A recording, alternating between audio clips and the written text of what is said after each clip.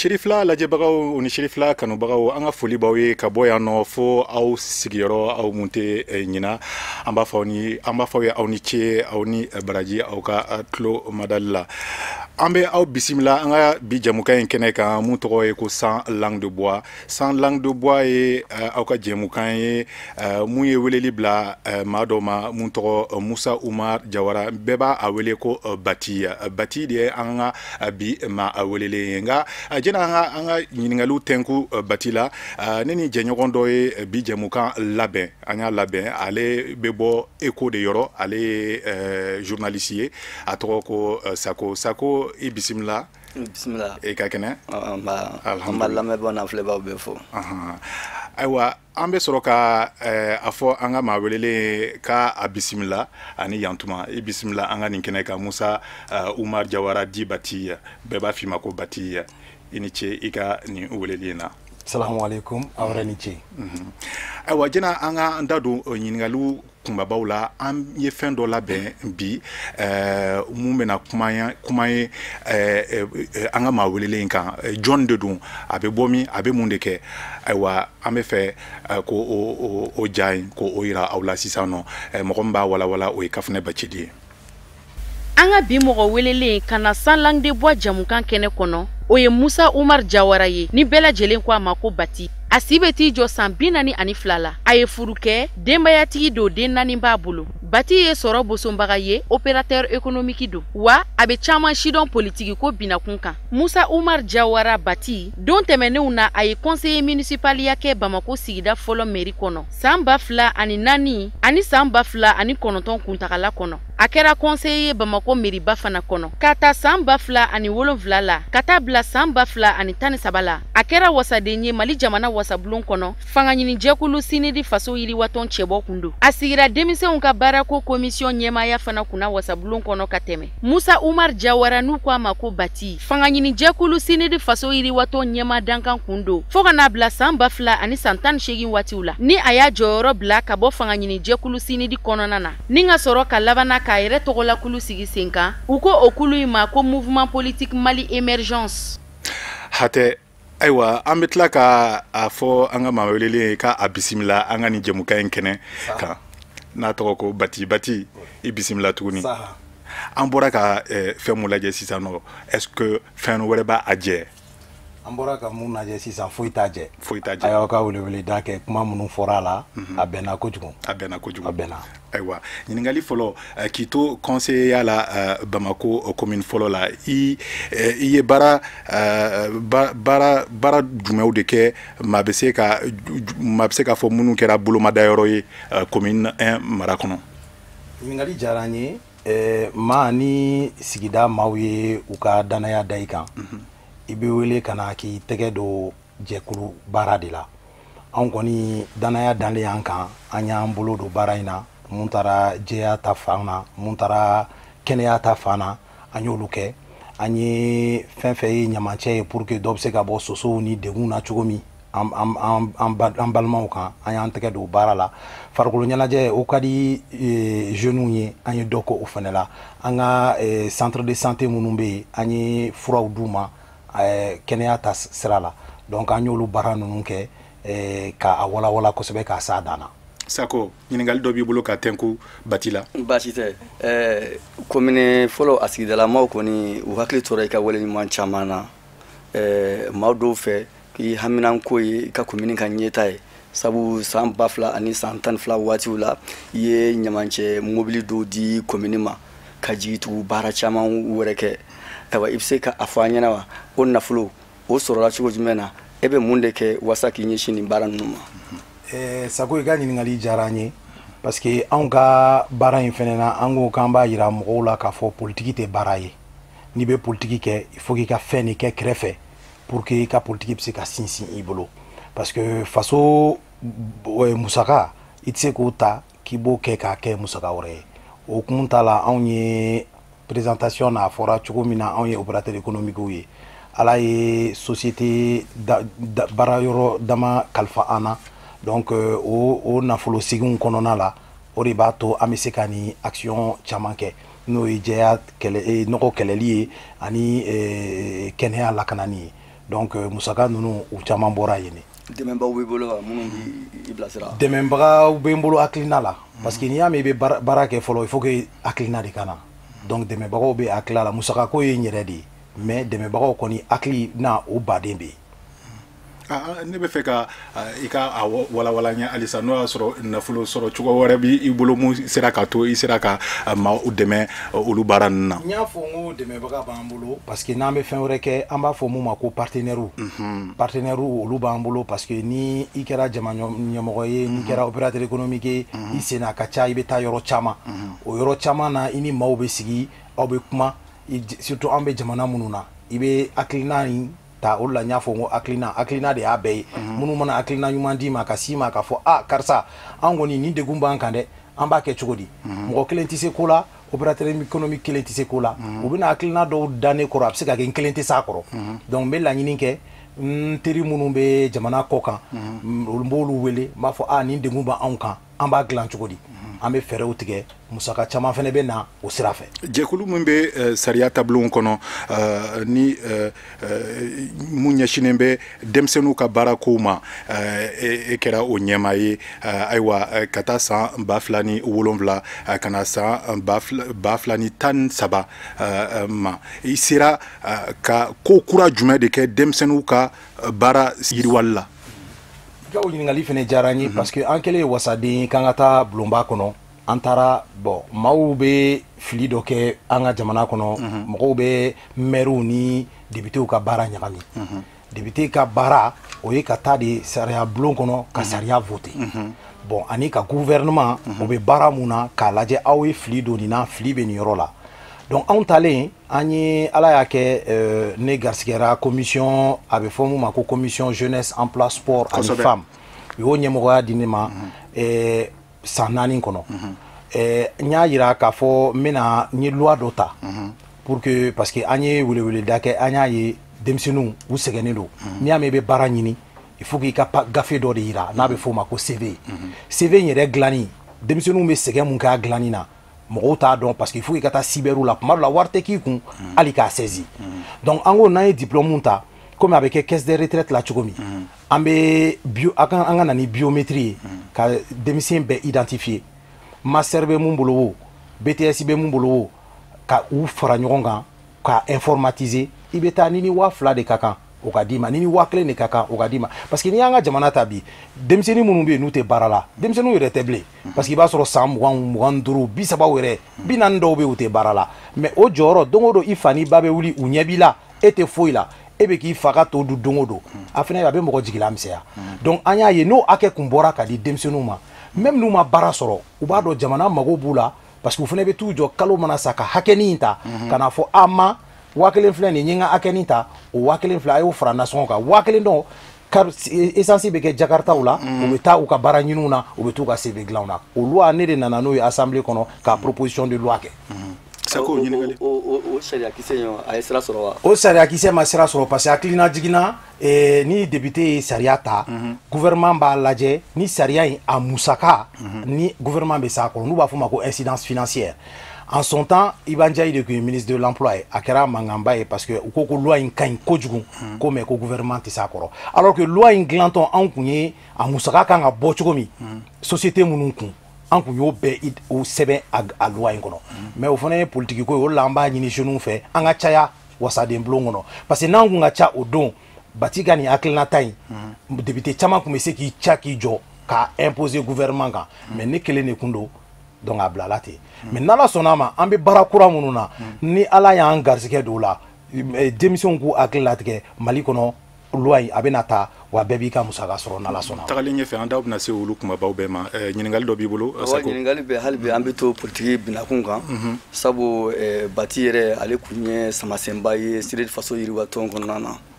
fɔ a labanna ka kɛ a ɲɛmaa danga yɛrɛ nka janvier kalo tɛmɛnen a y'i fori ka bɔ tɔn in na i ko Kariba bɔra kɔngɔ la cogo min na an bɛ se k'a dɔn kun jɔnjɔn jumɛn nana n'o ye wa Sako i ka nin ɲininkali diyara n ye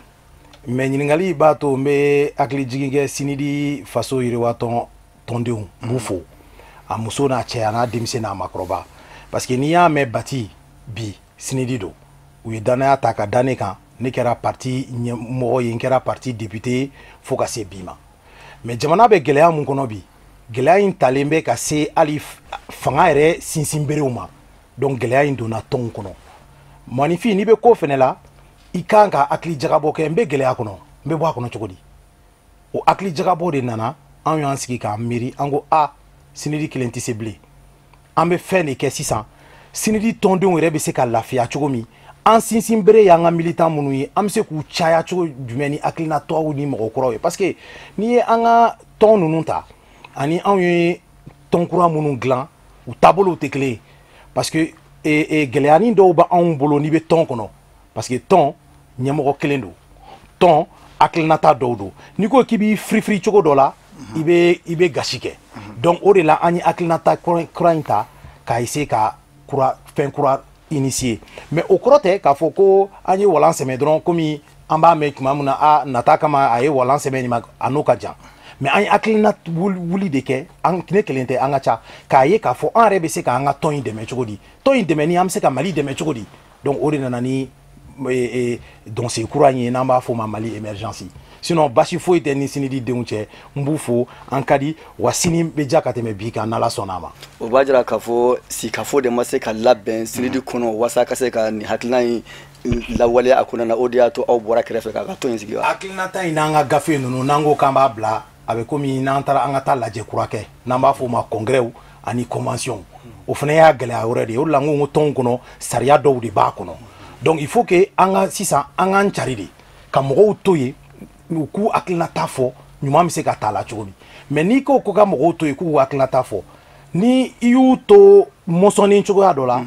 degun kama u tɛ se k'u yɛrɛ sɔrɔ mais o kɔrɔ tɛ k'a fɔ ɲɛmɔgɔ ko don ou bien ko parti tɔn yɛrɛ dilan cogo don ya mais an bɛ fɛ k'an bɔ a bɛ Mali yɛrɛ kɔnɔ anw ka tɔn dɔrɔn tɛ dɛ a bɛ tɔn caman kan a bɛ jamana yɛrɛ kan donc an ka welewele kɛ bɛɛ k'i hakilinata bila an ka ɲumanw t'a la pour que an bɛ se ka taa ɲɛfɛ cogo min. ayiwa Bathy halisa an bɛ to o hukumu kelen in kɔnɔ kunnafonidila dɔw y'a yira k'a fɔ sinidi ɲɛmaaba y'a ban ka don Sumahila Bube ka fanga la o de kɛra sababu ye ni yɛrɛ i caren ka bɔ sinidi la kisɛ b'o kuma la wa. Fanga ye Ala de ta ye ne bolo an bɛ baara mun na maa tɛ se k'a fɔ k'i bɛ n donna gouvernement na n ma don gouvernement na k'i b'o tenkun o la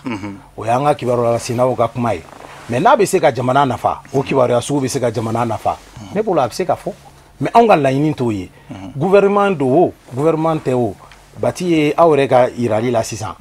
jɔyɔrɔ caman sɔrɔla gouvernement caman bɛ ɲɛfɛ Ala barika la Bathy ye donc Bathy tɛ se k'a fɔ ko an ma don sinidi ma don gouvernement na k'o y'a bɔkun ye hakilinata ani baara kɛko ɲuman sini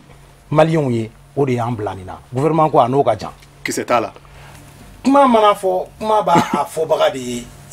nafa ani a y'a fɔ hakili mun na donc ne ka baara tɛ k'a fɔ kisɛ b'a la kisɛ t'a la ne ka baara ye n bolo donna baara mun na n y'a kɛ ni ŋaniya mun ye ne bɛ kuma o de kan maintenant ni a bɛ se ka dɔ dɛmɛ k'a fɔ ko Bathy ye nin kɛ nin kun na Ala fana bɛ sanfɛ a faamuyana Sako mɛ ni kɔda ye mɛ ni tigi ye juillet kalo nata ni Ala y'o jira na président sigi o kalataw bɛna labɛn an ka jamana kɔnɔna na e ye cɛ bɔ ye o ko kolokoloba yɛrɛ y'i ka to ɲɛ to min n'i ko a ma ko véritable initiative populaire ayiwa Mali ka ɲɛta kama munna e b'a fɛ sisan ka kɛ Mali président ye o ye ɲininkali fɔlɔ ye bɛɛ dun b'a dɔn k'a fɔ i tun bɛ tɔn min kɔnɔ n'o ye sini faso yiriwa tɔn ye k'a b'a sigira fo kana se bi ma président sigi ma kɛ a ko nka a ma se ka président sɔrɔ i ka ɲininkali in fɛnɛ ka ɲi a ma se ka président sɔrɔ o de la an y'a ɲini bi k'a fɔ an bɛ baara mun na an k'a cari halisa k'a yira mɔgɔw la an kun bɛ tɔn dɔ kɔnɔ tɔn in ma se ka président sɔrɔ mun na o y'an ka nin baara in dɔ ye i ye kuma dɔ fɛnɛ fɔ a kan a wajibiyalen don an kan hakili sinsin an kan parce que bi n'i ye jateminɛ kɛ Mali bɛ gɛlɛyaba kɔnɔ Mali bɛ gɛlɛyaba mɔgɔ kelen tɛ se anw ka kulu in kɔnɔ n'an b'a fɔ o ma Mali émergence an ye baara kɛ ka hakili falen kɛ jama y'a yira k'a fɔ an ka cɛbɔ kɛ an nana an ye parce que i tɛ bɔ ten kɛnɛ la n'i bɔra n'i ma se ka dɔn kɛ i na se k'i kunkolo jɛngɛ mais i b'i kunkolo jɛngɛ ni dalu mun ye fo dalu ka k'i da donc o dalu dira an ma n'an b'a fɔ o ma an ka projet de société donc an y'o baara kɛ k'a essayer k'a fɔ ni kalafili nata sera an bɛ hakilinaw yɛlɛma parce que n'i bɛ fɛ ka hakilina fɛnɛ yɛlɛma a bɛ ɲini fanga kunda de sinon n'i ye hakilina ta cogo cogo ni fanga t'i bolo hakilina in tɛ se ka waleya donc hakilina in ta k'a yira maliyɛnw na parce que a bɛɛ kɛ kun ye Mali de ye yɛrɛ ko tɛ Mali ko de don k'a yira k'a fɔ an bɛ gɛlɛya minnu kɔnɔ bi dɔ kɛra sa an ka essayer ka taabolo yɛlɛma ka dɔnsenw yɛlɛma ka Mali bɔ nin dingɛ in kɔnɔ an ka bɔ yɛrɛ ko ni maako la parce que an ka baara in maako tɛ dɛ Mali ko de don. Ayiwa e yɛrɛ ni cɛbɔ 11 hakɛ bɛ kulu kɔnɔ minnu b'a fɛ yɛlɛma ka kɛ jamana labara cogo la munna a y'o ŋaniya ta sisan. Anw ka hakilina ta k'a fɔ ko yɛlɛma ka kɛ jamana kɔnɔ il faut k'an k'an da don a la an ka baara in an bolo maliden bɛɛ ka kan Mali jɔli la bɛɛ kan ka na ka baara in k'i bolo don a la an ka laɲini tɛ k'a fɔ Madu ka bɔ yen Seydou k'i sigi an ka laɲini t'o ye an ka laɲini tɛ k'a fɔ an ka IBK an k'a bɔ yen n'an ye IBK bɔ yen n'an ye Madu sigi a sigi k'a ma fɔ o y'a dingɛ kelen ye anw ko de sa waati dɔ de sera sisan mɔgɔw n'i bɛ ko o ko la hali n'i bɛ ka dugukolo sɛnɛ n'i sera foro camancɛ la i kan k'i jɔ k'i kɔfilɛ n ye sɛnɛ mun kɛ a nafa bɛ cogo di a ye dudenw nafa wa fɛn minnu bɔra a kɔnɔ a labɛnnen don cogo di n'i y'o kɛ i bɛ ko caman faamu anw ko de bi waati sera an k'a essayer k'o de kɛ mɔgɔw b'a kɛ denmisɛnnin ko ye ko denmisɛnninw ko maakɔrɔw k'u sen bɔ a la o tɛ maakɔrɔw k'u sen bɔ a la tɛ an bɛ jɛ ka baara kɛ mais ni mun ka waati fɛnɛ sera a ka d'o ma maakɔrɔw bɛ yen a bɛ ladili kɛ a bɛ bilasirali kɛ denmisɛnnin fɛnɛ a n'a fanga de bɛ na a n'a fanga bɛ na a n'a ka hakili ɲuman bɛ na anw k'o de ka kɛ mais an tɛ maako la mais an bɛ Mali ko de la donc k'a ɲini bɛɛ fɛ maaw ka sabali an ka bɔ ne ni ne tɛ a tɛ ɲɛnabɔ ni ne tɛ an bɛɛ de b'a ɲɛnabɔ ɲɔgɔn fɛ parce que an bɛɛ de y'a cun n'a ma ɲɛ an bɛɛ y'a cun an bɛɛ b'a ɲɛnabɔ mun ta ka ɲi an b'o ta mun ta man ɲi an b'a fɔ ye karisa e ta man ɲi anw nana ni hakili kura et puis 130 maa kelenw de b'an kunna i bɛ sɛgɛn o ni farikolo ma sɛgɛn hakili bɛ sɛgɛn donc o ɲuman ye mun ye n'i sɛgɛnna ala yɛrɛ ko an ka kuranɛ kɔnɔ k'a fɔ i ka immunité sɔrɔ n'i sɛgɛnna k'a fɔ ne sɛgɛnna hali mɔgɔninfin n'i bɛ ko la don o don il faut k'i jɔ k'a fɔ n'i sɛgɛnna k'a fɔ ko n sɛgɛnna n'i sɛgɛnna i ka bolominɛ yɔrɔ di maa wɛrɛw ka na pour que faso bɛ se ka taa ɲɛ parce que n'aw ye baara kɛ ɲɔgɔn fɛ hali san 4 a mana kɛ cogo cogo bɛɛ ka an b'a fɔ mun ma bɛɛ ka défaut bɛ ye ni défaut yera aw tɛ sɔn ɲɔgɔn ye o tubabu mana na cogo cogo k'aw lasigi n'aw bɔra surtout n'i ye maliyɛn ta n'aw bɔra dɔw n'a fɔ jara in a maa ɲɛnama tɛ koyi an n'a jɛra kunu dɔw n'a fɔ sako in maa mun don maa ladiri tɛ dɛ o tɛ parce que an jɛra wa an ye surtout n'an ye san 30 kɛ an jɛlen don an tɛ se ka bɛn gafe kan o Mali problème dɔ y'o ye parce que maaw tɛ se ka bɛn a la u sɔnnen tɛ ɲɔgɔn ye donc anw ko komi aw sɔnnen tɛ ɲɔgɔn ye a ye dɔɔnin k'a la aw k'aw pousser dɔɔnin ta maa kura ka na au moins yan'an k'o dɔn o na se k'an sama ka taa n'an ye yɔrɔ dɔ la o de la an ko Mali émergence an kan ka Mali bɔ yɔrɔ dɔ de la ka taa n'a ye yɔrɔ dɔ la aw yɛrɛ ka kulu in kɔnɔ aw maa bɛ taa maa 11 dɔw yɛrɛ ko fo maa 15 aw yɛrɛ bɛna bɛn ko la wa k'a to mɔgɔ kelen ma wa bɛn ko la bɛ Ala bolo o de la yan'an ka bɛn il faut qu'an k'an bɛnkan de fɔ an kan ka bɛn cogo min anw ka tɔn in kɔnɔ kulu in kɔnɔ an bɛ ka kulu mun labɛn an k'o de an kana kɛ mɔgɔ ko ye parce que mun ye minnu filila an b'a fɔ minnu filila parce que bɛɛ bɛ fili ka da i ka tiɲɛ kan minnu filila mun y'a kɛ parce que an ye ko bɛɛ kɛ mɔgɔ ko ye karisa hali anw bɛ Mali émergence sigi ne y'a f'u ye bati ko tɛ ne bɛ se ka bɔ Mali émergence ɲɛfɛ n'aw y'a ye ko ne tɛ se k'aw ka baara in kɛ an bɛ bɔ yen an b'a di mɔgɔ wɛrɛ ma il faut k'a ka kɛ ten de donc anw ka bɛnkan an y'a fɔ an bɛna gafe de dilan gafe a tɛ dilan ko nin bati kɛra député ye karisa kɛra premier ministre ye karisa kɛra ministre ayi Mali bɛ dingɛ mun kɔnɔ an bɛ se k'a labɔ cogo di denmisɛnw bɛ gɛlɛya mun kɔnɔ gɛlɛya in bɛ se ka ban cogo di parce que n'an ma an b'a fɔ mun ma ko espoir n'an ma na n'o ye jamana in kɔnɔ ka maaw ka da jamana in na an ka segin an ka danbe kɔrɔw ma an ka ɲɔgɔn bonya an ka ko to ɲɔgɔn ta la Mali tɛ se ka taa donc o tɛ se ka kɛ mɔgɔ ko la o parce que mɔgɔ ko tɛ kɛ komi Ala ko fili b'a kɔnɔ janfa b'a kɔnɔ diɲɛ ko bɛɛ bɛ mɔgɔ ko kɔnɔ mais n'an ye baara kɛ gafe kan k'a fɔ taabolow ye nin de ye sariyaw ye nin de ye an danbew ye nin de ye an kan ka nin sira de tagama a fili bɛ dɔgɔya donc laɲini cɛbɔ mun bɛ anw bɛna cɛ mun suganti a sinsin bere dɔ y'o ye pour que n'a sugantira n'an b'a yira maliyɛnw na a kana kɛ ko maako parce que n'i ye groupe in ta ma grimaw b'a kɔnɔ ni maa ko dɔrɔn don an bɛ se k'an bolo ɲɛsin dɔ ma parce que karisa kɛra nin ye mais o tɛ aw bɛ n'a ye don nataw la maa min bɛ na ta peut-être mɔgɔw bolo ko maa min bɛ n'a ɲɛmɔgɔya sɔrɔ o yɛrɛ t'a ɲɛmɔgɔya sɔrɔ mais an bɛɛ y'a yira ɲɔgɔn na ni maa min taara an bɛ tugu kɔ Mali kama. o sugantili o bolodara fɔlɔ. a bolodala n'Ala sɔnna a ma kalo tile 25 an b'an ka sugantili kɛ n'Ala sɔnna a ma. aw bɛɛ bɛna jɛ n'a ye fana k'aw kan di o tigilamɔgɔ ma. Inshallah n'Ala sɔnna a ma. Sako ɲininkali dɔ b'i bolo. Bati maa bɛ kungo kɔnɔ sogo kinisɛn na numasɛn dɔ a jateminɛ bɛ bɔ i yɛrɛ stade la lakanabaliya sen bɛ yɔrɔ dɔ la bi a martaba a kuma cayara kosɛbɛ jango kɔrɔnfɛla la maa dɔw yɛrɛ fɛ Faransi jamana a b'a la k'a ka ŋaniya kɔrɔ dɔ de lawaleya an ka jamana kɔnɔ n'o ye tilali ye o kuma ninnu bɛ taa ka segin na tuma bɛɛ aw bɛ fanga ɲini aw bɛ fɛ ka jamana la baara kana ni basigi kɔnɔ yala o kuma in maa bɛ se k'i tulo majɔ a kɔrɔ wa. I ka o ɲininkali diyara n ye ɲininkali in b'a to n bɛ tasibila kɛ ka taa an ka finitigiw ma u bɛ baara mun na u bɛ baara kolo gɛlɛn don baara gɛlɛnman don taɲaniw bɛ ka k'a kɔnɔ faso lakanani na o ni tasibila ka kan anw ka gafe in na an y'a ɲini k'a fɔ an bɛ kɛlɛ mun kɔnɔ bi a yirala an ka kɛlɛ tɛ fɛn de taara ka congo an kan n'o kɛra an k'o de an ka hakili jagabɔ kɛ an bɛ bɔ a kɔnɔ cogo min ka ko bɛɛ kɛ mugu ni kisɛ kisɛ t'e bolo a kisɛ bɛ bɔ fɛn mun na o ɲɛnama t'e bolo a kɛcogo yɛrɛ t'i kɔnɔ o ye ka walidenw nabɔ dɔrɔn ka t'u di fagali ma an ko an ka bɔ o kɔnɔ sa an ta kun ye ekɔli la an taara an ni tubabuw sigira ka kalan kɛ a kun dɔ y'o ye an ka fɛn de bila an bɛ se ka an ka kɔrɔnfɛ dugu ninnu an bɛ se k'u développer cogo min parce que minnu tɛmɛna an ye mun ye développement tɛ k'a fɔ dɔrɔn n ye wari ta n y'a ta ka di agali ma n ye wari ta n y'a ta ka di agam ni ma o tɛ o parce que n'i y'o kɛ a tɛ ban o an ka essayer de an kɛrɛfɛ dugu dɔw y'a kɛ égyptien fan ninnu minnu bɛ ka an ka jamana nafolo fɛn nafamaw minnu bɛ k'olu ɲini an ka s'u ma an ka f'u ye aw b'an ka nord an bɛ nafa dɔ nɔfɛ a la mais a ka d'anw ye a ka duguw jɔ a ka auto dugu jɔ c'est n'a fɛɛrɛ t'i kɔnɔ a fɛɛrɛ t'i kɔnɔ mais n'a fɛɛrɛ b'i kɔnɔ a ka teli kojugu o fɛɛrɛ dɔw b'an bolo an bɛ s'u ma an b'a fɔ bon ni miliyari 40 euro miliyari 40 de bɛ don a la a filɛ nin ye maramafɛn mun bɛ dugukolo in kɔnɔ a ka di aw ye maintenant a ye duguw jɔ ni duguw jɔra a fɔlen bɛ k'an ka nord kɛlen bɛ drogue tɛmɛsiraw ye a kɛlen bɛ fɛn caman ye parce que fɛn de tɛ yen o ni fɛn tɛ yen mɔgɔw bɛ tɛmɛ a fɛ n'i y'a ye djihadistes bɛ bɔ Syrie k'u kun da nord kan parce que u b'a dɔn fɛn de tɛ yen munna u tɛ taa Faransi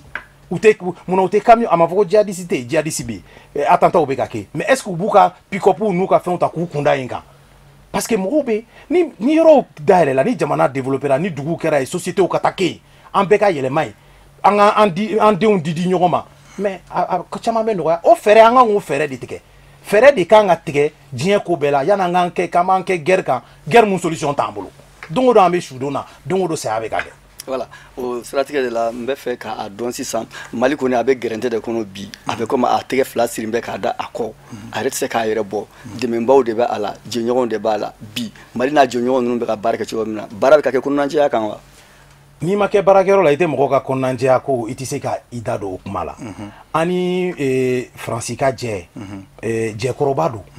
an tɛ se ka na k'a fɔ u ye caman kɛ u ye ɲumanw kɛ ɲuman caman an tɛ n'a fɔ bi k'an b'o fili mais dɔ de kɛra sa maliyɛn fana k'i ka ko ta a yɛrɛ ye i tɛ se k'i ka du doni ta ko sigiɲɔgɔn nɔ y'o ye kuma bɛɛ ko mana kɛ e la e n'a fɔ awɔ kari masina nɔ don e nɔ tɛ foyi ye i tɛ na ni solution i tɛ na ni hakilinata ye mun bɛ se ka o dɛmɛ kɛ Faransi ka dɛmɛ an b'u fo mais a ka kan sa an n'u ka sigi an ka ko dɔ de da yira ɲɔgɔn na o de la anw ko sisan maa minnu bɛ an ɲɛma bi sɛgɛn don sa wa dɛsɛ don sa wa anw t'a dɔn mun don a ka kan u k'a to sa Faransi yɛrɛ bɛ yɛlɛma bolo caman na u fana bɛ ka na ni anw ni minnu ye école kɛ ɲɔgɔn fɛ an ni minnu ye kalanw kɛ ɲɔgɔn fɛ an ni minnu hakilina ta u bɛ ka na n'olu maaw ye anw de bɛ ɲɔgɔn faamu a ka kan u k'an n'olu lasigi an fana k'a f'u ye anw ka dugu in ko la a san 30 a san 35 a tiɲɛw tun ye nin de ye mais bi a tiɲɛ fana yɛlɛmara Mali ka intérêt a bɛ sɔrɔ tan de n'an y'o da yir'u la an bɛ sigi ka kuma a fɛɛrɛw fana b'an bolo anga nga to de la sisan aywa Bathy anga wati sako abe ɲini kana koron nga ɲiningali belebelebaw dɔw be yen nɔ an tɛ se k'an kɔ don k'a sɔrɔ an ma olu tenkun i la a bɛnkan sɛbɛn lawaleya gɛlɛya kow be taa ka segin nin jɛmukan in kɔnɔ e yɛrɛ fɛ mun de b'a a bali ka a lawaleya me kɔni bolo ni a ma ɲɛ sɛbɛn kɛra bɛnkan kan a kan ka to yen parce que san damadɔni tɛmɛna anw yɛrɛ ye baara kɛ bɛnkan ko in kan minnu bɛ fanga la bi olu ye kuma caman fɔ ko sɛbɛnw man ɲi ko a sɛbɛnw ta mais sɛbɛn in nana kɛ maintenant anw ta ni olu ta sa a danfara ye mun ye an tɛ don o kɔnɔ parce que o bɛ na ni tiɲɛni ye olu kɔni y'u jija bi bolo n'o taara bila sɛbɛn in na kosɛbɛ ne bolo an tɛ se k'a fɔ k'an b'o ta k'an b'o fili parce que fɛn dɔ ka k'i bolo a cɛjugu o a kolon o fɛn kɔni b'i bolo donc an k'a ta an k'a lajɛ a bɛ sen na mais mun ni mun bɛ a jɛ mun ni mun b'a kɔnɔ mun ma se ka kɛ an b'a fɔ foyi ma kɛ an ye kuma dɔw mɛn ko foyi ma se ka k'a la dɔɔnin kɛra hali ni 5% de kɛra a la dɔ kɛra o mais an k'a lajɛ sisan maa minnu bɛ se k'a ko teliya maa minnu bɛ se k'a ko waleya n ka kuma kɔnɔ n b'a fɔ gɛrɛ a ta a solution tɛ parce que a moyen t'anw bolo an ka bɔ kɛlɛ in kɔnɔ an ka bɔ kɛlɛ kɔnɔ an ka jamana jɔ kɛ an ka jamana jɔ kɛ an ka dun ka fa sabati mɔgɔw ka dumuni kɛ se u dan na maliyɛnw sɛgɛnna mɔgɔw t'a dɔn u bɛ mun yɛrɛ kɛ an kan k'an ɲɛsin o de ma sisan donc ne bolo o baara ninnu bolo kan ka don o baara ninnu de la jana k'an kɔ don sa Sako ɲiningali laban b'i bolo baasi tɛ mati to kolon kɔnɔ k'i dalaka bɛɛ lajɛlen fo e bɛ fanga ɲinina hakilina ni fɛɛrɛ jumɛn kɔrɔ jumɛn bɛ e bolo k'a jira malidenw na mun bɛ se k'a to danaya bɛ se ka da i kan kosɛbɛ i ka o ɲiningali fana diyara an ye fanga ɲini a tɛ ɲa n y'a fɔ ni hakilinata ni gafe dilanw tɛ anw ka gafe ninnu kɔnɔ an y'a yira k'a fɔ n ka kuma laban na sisan n y'a fɔ n ko dun ka fa gɛlɛyalen don sɛnɛ taabolo a gɛlɛyalen don donc anw ka gafe in kɔnɔ an kɛlen bɛ ka laɲiniw ta ka sɛnɛkɛlaw bɛ se ka dɛmɛ cogo min maliyɛn yɛrɛ bɛ se ka dumuni kɛ ka fa cogo parce que n'i y'a mɛn i b'a fɔ ko n bɛ guerre kɛ n bɛ nin kɛ i kɔnɔ falen don an ka gafe in kɔnɔ o fɛɛrɛw b'an bolo mun ye kalanko ye parce que n'i y'an ka kalanko fana ta bi an ka denmisɛnninw an denw an'an mɔdenw n'an dɔgɔw u ma kalan gɛlɛyalen don bolo a gɛlɛyalen don fo kalan yɛrɛ bɛ ka taa kɛ kare kɔnɔ kalanw ye o de bɛ na ni maaw bɛ na k'an ka société yɛrɛ yɛlɛmara an bolo parce que bonya yɛrɛ tɛ yen bilen foli ni bangebaga bonya ni maakɔrɔ bonya tun bɛ dege fɔlɔ kalansow la sisan o tɛ yen ekɔliden tɛ mɛtiri bonya a tɛ fa bonya a tɛ ba bonya n'an tora ten dɔrɔn Mali an bɛ dingɛ kɔnɔ sisan an bɛ sɔrɔ ka dɔ fara o dingɛ kan tuguni o laɲiniw b'an ka gafew kɔnɔ gafe in kɔnɔ fɛnɛ an ka sɔrɔ kow an ka commerçants an ka julabaw tigi minnu b'u kan n'an b'a fɔ minnu bɛ informel la n'u bɛ na formel la o hakilinata ɲuman minnu bɛ se ka d'u ma impôt bɛ se ka nɔgɔya cogo min Mali yɛrɛ bɛ se ka dayɛlɛ cogo min o b'an ka gafe kɔnɔ o hakilinata caman b'an na ni maliyɛnw y'an dɛmɛ n'Ala sɔnn'a ma an bɛ an bolo don baaraw la inchallah o de bɛna kɛ kumakuncɛ laban ye Bathy barisa wagati korona o de bɛna k'i ka kumakuncɛ kɔni vraiment comme wagati korona an b'aw fo parce que aw bɛ nin hakilinata nin de ka ɲi parce que anw minnu ye politikimaaw ye tuma dɔ la an hakilinataw dɔnnen tɛ mɔgɔw b'an tɛmɛtɔ ye u t'a dɔn mun b'an kun n'an kan cɛ donc ka na ni émission sugu la aw yɛrɛ vraiment ka aw fo parce que nin fana bɛɛ ye lakanani dɔ ye nin bɛɛ ye kibaruya di ye nin bɛɛ ye faso jɔ ye parce que ni nin cayara jamana kɔnɔ an bɛ ɲɔgɔn faamu et puis tafan a bɛ dɔn parce que a bɛ cari ka Cherifla maaw bɛɛ fo ka dugawu kɛ aw bɛ baara mun na Ala ka timɛ ko ɲuman d'aw ma Ala ka sini kɛnɛya di Ala ka Mali dɛmɛ amin Sako i yɛrɛ fana ka kumakuncɛ laban an bɛ foli ka ɲɛsin an ka maa welelen ma an y'a bila minɛn min kɔnɔ a y'a fa o tuma hali bi Ala ka laɲiniw sabati Ala ka haminako bɛɛ lajɛlen nɔgɔya Ala ka jamana sumaya amin